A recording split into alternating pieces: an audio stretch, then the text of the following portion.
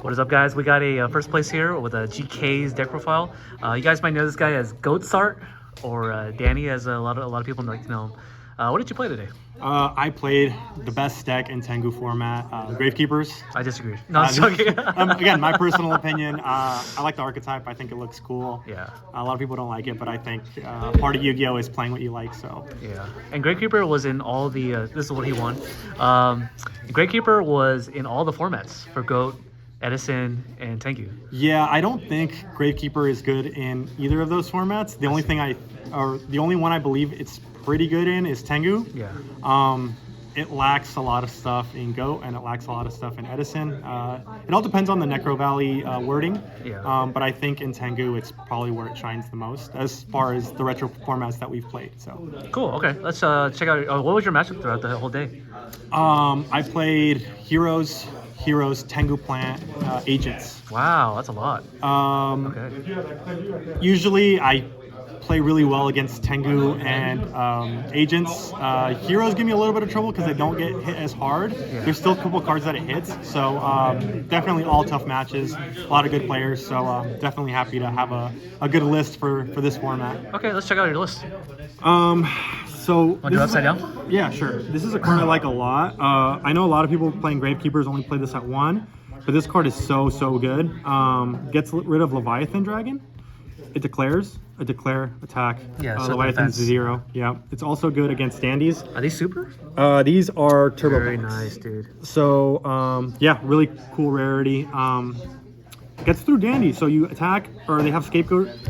Declare, change it to attack position. Yeah. They're taking the 2,000, whether they like it or not. So it wins a lot of games, and it's pretty underrated in my opinion. Okay, sure.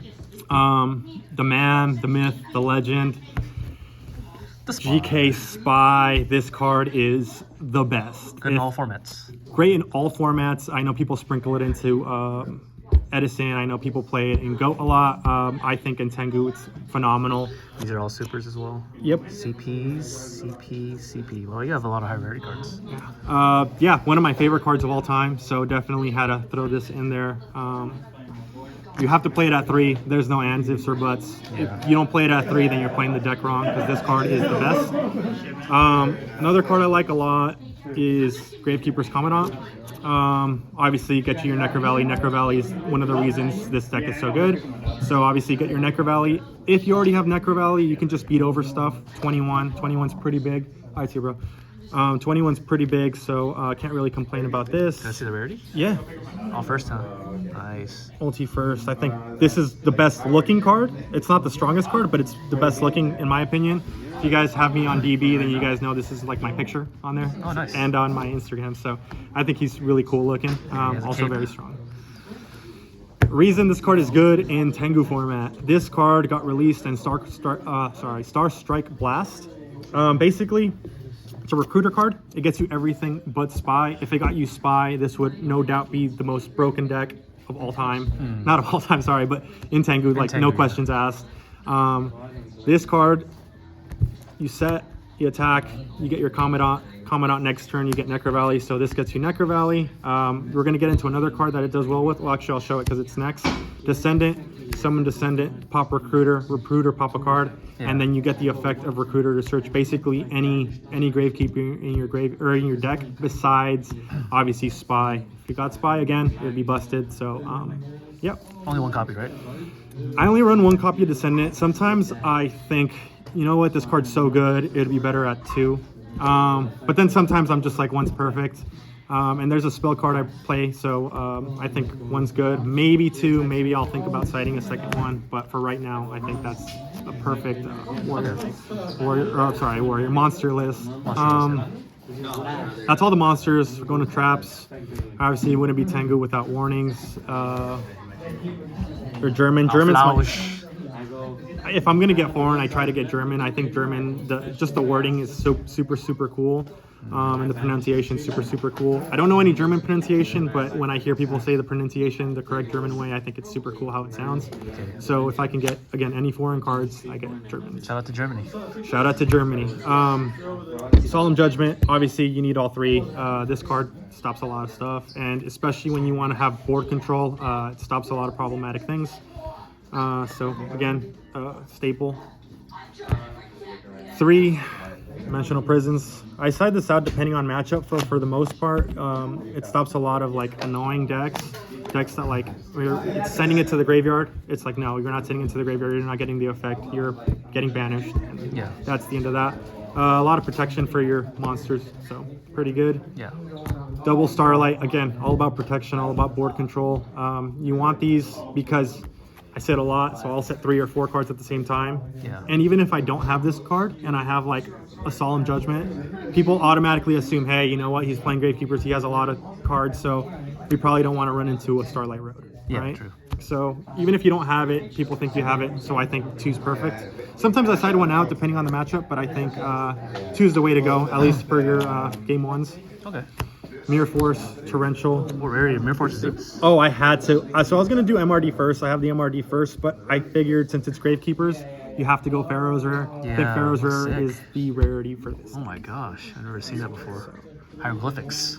And then Torrential, obviously Torrential's really good. Sometimes I'll I'll set the Recruiter and then they'll make their board, flip over Torrential, get the Recruiter. So I mean, it's kind of basic, but it works a lot of the times. Or I'll set 2 Recruiters and then they're just like free range, and then I'm like, all right, Torrential, I'm gonna draw my 2 cards, and you just negged a bunch. So Yeah. I was originally playing this card at 3. I saw a lot of lists play this at 3. I think 1's perfect. I think, yeah, bringing monsters back is really good. Fun fact, a lot of people ask, they're like, oh, does Necrovalley have to be on the field? Necrovalley does not have to be on the field. No. So sometimes they'll attack, I'll return Recruiter, they'll attack into it, and then I'll get whatever card I'm looking for. And then the card. The reason you play this deck, the Necrovalleys, the things that make people upset with this deck, obviously Necrovalley, great card, says, you know what, if you want to use your graveyard, you can't, sorry. Now in this text, this isn't the correct text for Tengu, but basically everything that doesn't move itself from the graveyard gets stopped. So just basically shuts down a lot of decks that abuse the graveyard, so really good card.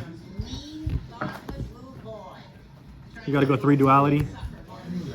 Just search your Necrovalley, search your cards, get your cards a lot faster. Also, obviously, it's going to pair with the busted card, the card people don't like. If you open this card, game 1, it's GG's. People usually scoop. It's like, oh, Necrovalley, Royal Tribute. It's like, all right, you hit 4 of my monsters. All right, let's go to game 2. And it's basically a free win. So Yeah, 1 button. it's pretty tough to get past that, especially when you're playing against agents, dude. There's been so many times where like I play this against agents and they like throw away like 4 out of 5 or 5 out of 5 cards. And it's Yeah. like, how do you recover from that? You can't, you know. So Yeah. basically they're top decking and then you control the board, and from then on it's just smooth sailing. So it's kind of degenerate and toxic, but it's very, people are always like, oh, you're always opening tribute. It's like sometimes it sucks. Sometimes you have like 2 cards in hand. Sometimes you have monsters in hand. So it's not always the nuts, but when it is the nuts, it's just fucking insane. Yeah.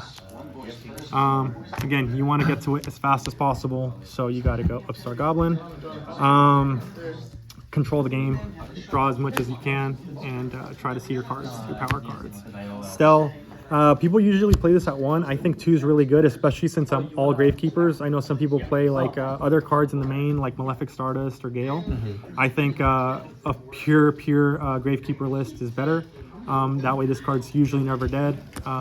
Again, you don't need Necrovalley, so you play it, you flip it over. It's like, oh, do you need Necrovalley? It's like, no, you don't. No, you don't. You don't. Which, But you need 2. You need 2 Gravekeepers in your graveyard. yeah, you need 2 Gravekeepers. Yeah. Correct. Staples. These 2, obviously Book is at 1. If you could play more books, you would. Wow, but CP. CP German again. I like the German. Montes. And then the Dark Hole. Obviously, this card's busted in this format. Yeah. Opponent has a full board. It's like Dark Hole. Allure. Sorry about the low rarity on this one. I'm actually getting a Euro 1 in the mail. It just hasn't arrived yet. So just a regular Allure.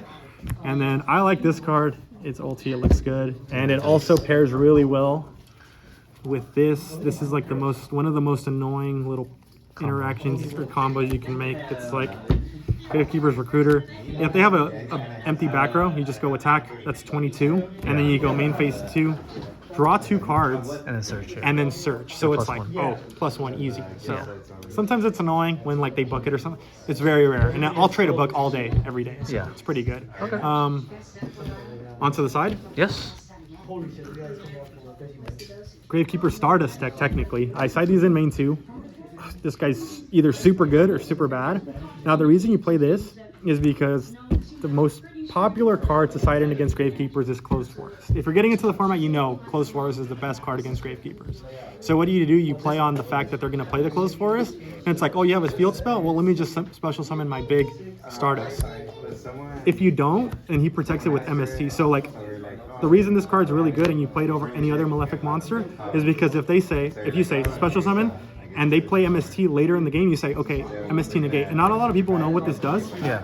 So this actually stops MST, and it stops anything that destroys your Necrovalley, which is an important part of your, what you're trying to do. So obviously we need 2 of these. Felt a little spicy. I know some people played in the main. I think he's good in the side, Gale. And I'll show you which synchro I go into. But yeah, he's really, really good. And before you continue, what do you side Gale for most matchups? Honestly, it's all like, it all depends on what matchup I'm playing against. But usually, sometimes if they're playing like, so Agents, right? Agents is going to side or main Royal Decree.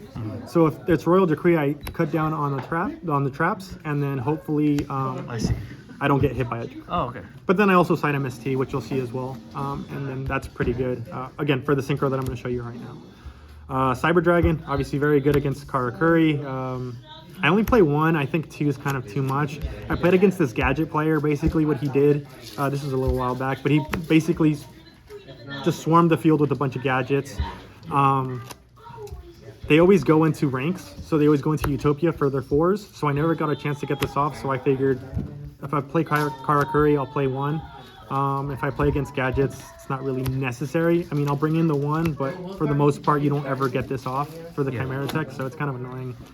I might even cut it, but again, Karakuri might be good, so probably keep just this in case. 1. Yeah, just in case. Mind Control. Play Gale. Play the Mind Control. Again, take out some traps. Just do it that way. MST, I feel like you need to. Again, decrees are kind of annoying. Or you end phase, hit their MST or something. I think that's pretty good. MST is just a good card in general in this format. 2 bottomless. Gets big beefy guys. Guys that are going to run over your Gravekeepers. Problematic big monsters. Not really too much to say about this. Light Imprisoning Mirror. First of all, shout out to my buddy Sean. He plays Cat Sith. We actually played in the 3v3 on the same team, and he basically carried us to... I mean, we got 13th. It's on your channel, but yeah, Sean. Yeah. So his Cat Sith cards got really annoying because they would be like, okay, Cat Sith popped the Necrovalley. So I started siding these guys in, and they do a lot of work. Also against Agents, against Venus, against Earth. Pretty good card. Against any light deck. Last one. And then the last one's Lance. Lance is good against a lot of decks, but I think 3 Lances is pretty What are the decks that are good against besides TGs? Heroes. I think it's pretty decent against Heroes. A lot of cards. You also want to protect it against like trap cards. I know a lot of people bring in a lot of traps for my Gravekeepers. Sometimes I'll just protect my own guys. So it doesn't necessarily have to be on offensive. It could just be like, okay, I'm going to attack. I'm going to protect my guy, make sure that he doesn't get banished by, deep prison or whatever. Okay, let's check out your extra deck. All right, extra deck time. Extra deck time. Your secret weapon. Catastor, standard, Brio, standard. Oh, don't look at that. Don't look at that. Not DT. It's not DT, but looks like it, so it's fine. This is the guy, Arcanine Magician. Yes. A lot of people don't like him. I think he's so phenomenal. When he comes out, obviously I'll do like Gale, I don't know, Commandant, Gale Spy, Gale, any 4, any spellcaster. Pops 3 cards. So good. Don't have enough price for this guy. When he comes out, obviously when he gets warning, he's pretty bad, but when he doesn't, phenomenal. It's a Fairy Dragon. Pop the... I don't ever make this. I don't even know what I'm saying. Close Forest, maybe. Another 7, Black Rose. Drago Rosa. Armor Master only because I'm playing Gale, and sometimes it's good to not get your monsters destroyed by anything, by battle anyway. Yeah. Stardust deck. Play 3 Stardust because obviously you're playing the Malefics, and then obviously you're playing the Starlight Roads. Drache. How to get the 1 German. I actually got this at the YCS. German guy that I talked to, super chill. Ended up giving me a deal on this one, so I was like, well, might as well get the 3rd one for the triple. And then Trish, don't really make it, but when I do make it, it's a 9. So I can go, obviously Gale, and then the 2 Recruiter. Yeah. So it's Recruiter, search, and then pop everything. Yeah. So sometimes it's not that great to make because you have Necrovalley, and one of the effects isn't going to go through, obviously. But for the most part, if I ever bring this out, it's just to show off, and it's just because I'm up so many cards that I can just say, I'm going to make this because it looks fun. And you have space. Yeah, and I have space. I do have space. These are only the really, like, if you need 3, these are the main 3 you need, and everything else is just like extras. Yes. Leviathan, in case you get into trouble and you need to do like 2 3s. Yeah. It sucks that obviously the ranks don't detach and you don't get the search, but who cares? I mean, if you need to get over it, it's good to get out of a bind every once in a while. I make him sometimes, only because if you have a spy, you can set it, flip, and then get the search again. Not a lot of people play this. They don't need to, but if you're playing Gravekeepers, this might be, and again, you have the space for it, so it might be something you want to put into your side, or your extra. Utopia, pretty standard. Again, I had the room. He's pretty okay. Never really comes up. Roach doesn't really come up either, but whatever. And then Chimera Tech. Yeah, for Chimera Tech. Very, very rare, but if you're playing Karakuri, against Karakuri, and you need the 1 Cyber Dragon, then I guess he's pretty good. Danny, thank you for showing me your high rarity Gravekeeper deck profile, and I hope to see you more in the future. Yeah, definitely, dude. You have great content, so if you guys haven't like subscribed or like done anything, at least leave a comment, bro. Tell me that, like, you know, what I need to change, or if you guys are Gravekeeper players, obviously I'm always up to like listen to any like constructive criticism. So definitely leave it down in the comments and give this man a follow because he's like changing the game, bro. His content's amazing, and I'm a big fan. So thanks for having me, bro. Yes, please put on the camera. I'll see you next time. All right, later.